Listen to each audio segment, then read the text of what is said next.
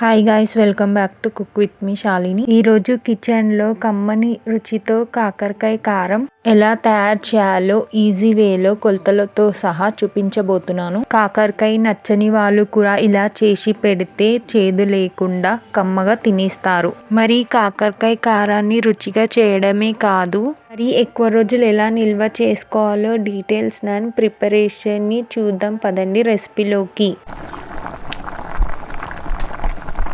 ఒక ప్లేట్లోకి ఒక చెంచా పల్లీలు వేసుకోవాలి.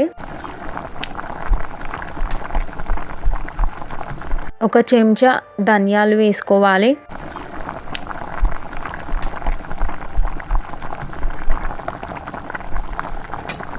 ఒక చెంచా నువ్వులు వేసుకోవాలి. ఒక చెంచా శనగపప్పు వేసుకోవాలి. ఒక చెంచా మినపప్పుని తీసుకోవాలి. కొంచెం జీలకర్ర తీసుకోవాలి.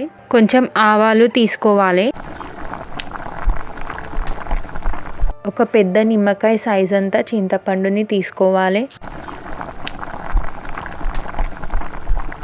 ఒకటి ఫుల్ ఎల్లుల్లిపాయ గడ్డని తీసుకోండి. 3 కట్టెలు కలమాకు తీసుకోవాలి. కాకరకాయ కారంని చేయడానికి కాకరకాయని 250 గ్రామ్స్ని తీసుకుంటున్నాను. విధంగా కాకరకాయని చక్రాల్లాగా కట్ చేసుకోవాలి. కట్ చేసుకున్న కాకరకాయని ఆయిల్లో ఫ్రై చేసుకోవాలి. కడాయి పెట్టుకొని కడాయిలో 2 టేబుల్ స్పూన్ ఆయిల్ వేసుకోవాలి. ఆయిల్ వేడైన తర్వాత కాకరకాయలని వేసుకోవాలి.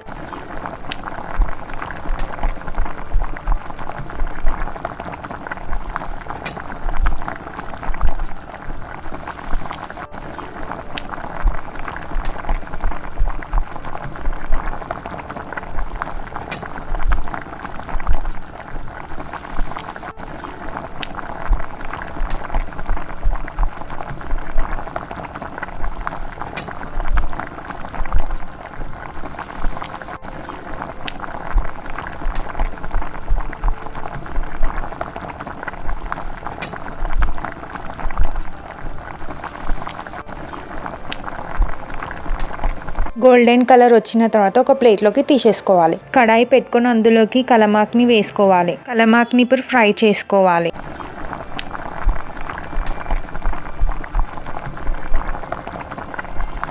కలమాకు ఫ్రై అయిన తర్వాత ఒక ప్లేట్లోకి వేసేసుకోవాలి. మళ్ళీ అదే కడాయిలోకి పల్లీలు వేసుకోవాలి ఫ్రై చేసుకోవడానికి.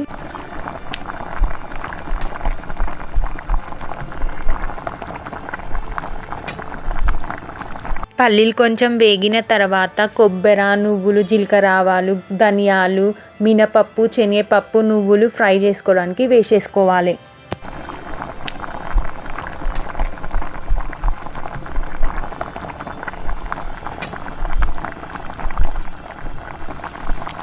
గోల్డెన్ కలర్ వచ్చిన తర్వాత ఒక ప్లేట్లోకి తీసేసుకోవాలి.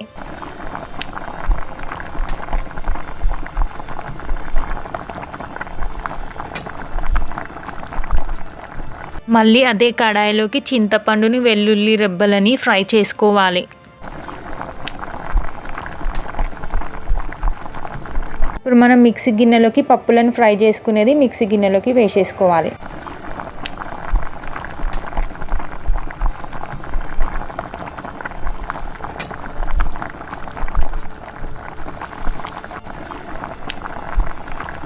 వేసుకున్న తర్వాత మిక్సీ పట్టుకోవాలి ఫైన్ పౌడర్ వచ్చేంతవరకు. చూపిస్తున్న విధంగా ఇలా పౌడర్ని పట్టుకోవాలి. ఇప్పుడు ఆ పౌడర్లోకి చింతపండు, వెల్లుల్లి రెబ్బలని వేసేసుకోవాలి. ఇప్పుడు మనం పసుపుని వేసుకోవాలి. 2 టేబుల్ స్పూన్ కారం వేసుకోవాలి. 1 టేబుల్ స్పూన్ సాల్ట్ వేసుకోవాలి. మనం ఫ్రై చేసి పెట్టుకున్న కలమాక్ని కొంచెం వేసేసుకోవాలి.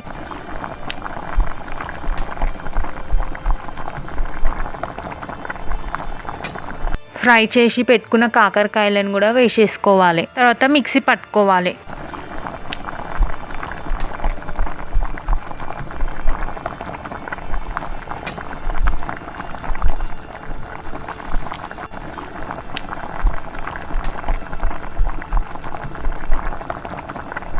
చూపిస్తున్న విధంగా ఇలా పౌడర్ని పట్టుకున్న తర్వాత ఒక ప్లేట్లోకి వేసేసుకోవాలి.